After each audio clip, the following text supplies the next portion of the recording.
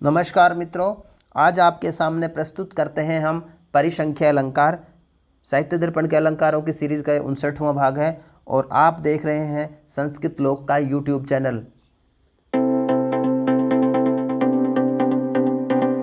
आज हम परिसंख्या अलंकार, जो कि संस्कृत का एक प्रसिद्ध अलंकार है, उसका लक्षण, उसका उदाहरण और उससे संबंधित महत्वपूर्ण तथ्यों को देखने वाले हैं। तो आइए देखिए, परिसंख्या अलंकार का लक्षण साहित्य दर्पण में लिखा हुआ है। प्रश्नाद प्रश्नतो वापि कथिताद वस्तु नो भवेत तादृक् अन्य व्यपोहाश्चेच्छाब्द अर्थो अथवा तदा परिसंख्या।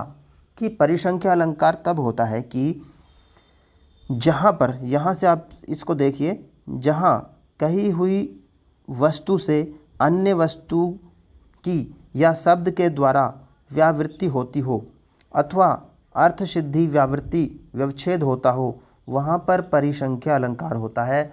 अब ये व्यावृत्ति प्रश्न पूर्वक भी हो सकती है या बिना प्रश्न के भी हो सकती है।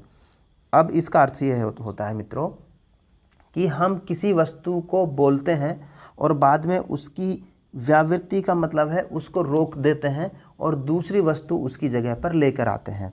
तो इस तरह करना, उसी को व्यावृत्ति बोलते हैं और इसी में परिसंख्या अलंकार होता है। तो परिसंख्या अलंकार वहाँ पर होता है जहाँ पर हम एक वस्तु को बोलें, फिर उसका निषेध करें, उसकी जगह दूसरी वस्तु स्थापित करें, उसी को हम परिसंख्या अलंकार कहते हैं। और ये जो निषेध करना होता है, यह प्रश्न पूर्वक भी हो सकता है या बिना प्रश्न के भी हो सकता है, दोनों ही स्थितियाँ हो सकती हैं।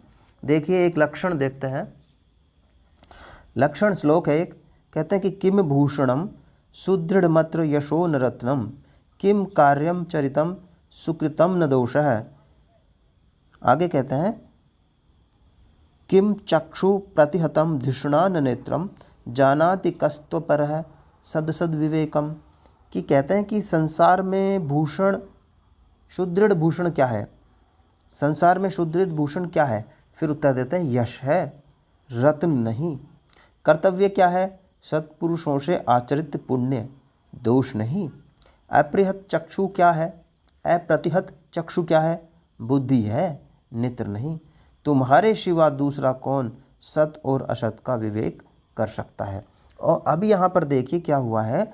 इन्होंने शुरू से ही सबसे पहले इन्होंने कहा था कि संसार में सुदृढ़ भूषण क्या है, फिर उन्होंने कहना चाह रहे थे ये यश, और फिर रत्न को मना किया। ये सीधा इसको इस तरह भी कह सकते थे कि संसार में सबसे सुदृढ़ भूषण यश है, लेकिन उन्होंने उसको दूसरी तरह से कहा है। तो क्योंकि इन्होंने कहा कि संसार में सुदृढ़ भूषण क्या है, ये कह के फिर पहले यश कहा और फिर रत्न के लिए मना किया। तो जब कोई इस तरह से कहते हैं, हम एक वस्तु कहें फिर दूसरे से उसको मना कहें, इस तरह के जो चीज़ें होती हैं, वहाँ पर परिसंख्या अलंकार होता है। अच्छा, अब इसमें आगे कहते हैं कि कर्तव्य क्या है। इसी तरह से ये है सारा। कर्तव्य क्या है? सत्पुरुषों से आचरित पुण्य, दोषों को कर्तव्य नहीं कह सकते। फिर कहते हैं कि अप्रतिहत चक्षु क्या है? अप्रतिहत चक्षु का मतलब होता है कि जिसको कोई हरा ना सके। अप्रतिहत चक्षु क्या है? बुद्धि है, नेत्र नहीं। फिर अंत में कहते हैं तुम्हारे सिवा दूसरा कौन सत और असत का विवेक कर सकता है, यानी कि कोई भी नहीं कर सकता।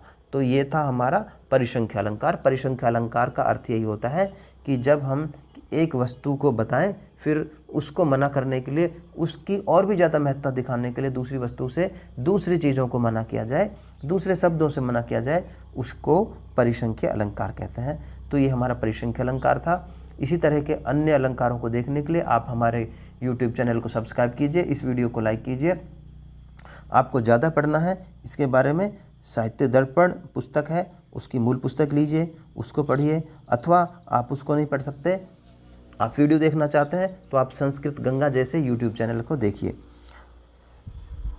आप हमारे इस वीडियो को लाइक कर सकते हैं, मित्रों के साथ शेयर कर सकते हैं, या हमारे इस चैनल को सब्सक्राइब कर सकते हैं। धन्यवाद मित्रों, जल्द ही मिलेंगे किसी नई वीडियो में। तब तक के लिए नमस्कार।